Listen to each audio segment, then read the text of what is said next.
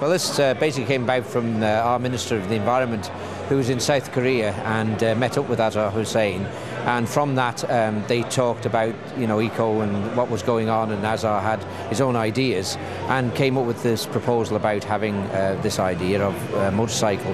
And he came to the Isle of Man in June 2008 to see the Isle of Man TT races, and very much liked the idea of actually racing over the TT circuit. It's 37.75 miles long, it's a very testing circuit, and has been responsible for major developments in motorcycling from 1907 through to today, and that development continues. And so we see this as a next step forward which can actually make that happen.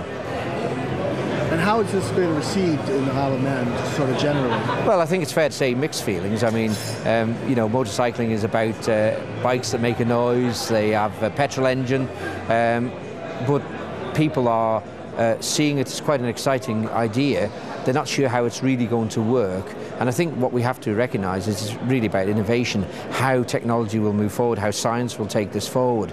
And really because of the pressures on us now as a world in terms of, the environment and how can we still have transport but deal with the issues of the environment. So there's a great potential of developing this to a way that we can all benefit as people living throughout the world. And the Isle of Man TT races and the mountain circuit has played an important part in that in motorcycling anyway, so why not in relation to Eco TT?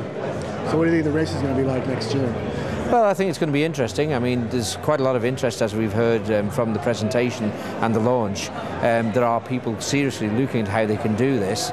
We already have been told about some of the developments that are going on. We've seen a motorcycle, and they're looking for speeds that may today seem to be low, 70 plus mile an hour. But if you go back to the times of the original motorcycle racing, they were only doing maybe 28, 30 mile an hour, a bit more. So, it's how you start and move on, and I think that we all have to get our minds through that and say this is a way forward which could actually benefit people in terms of modes of transport for the future, and this is one of the ways to it. So the TT is something that has always been involved in innovation, providing an opportunity for people to develop new technologies, and that carries on today, and this is another step in that direction.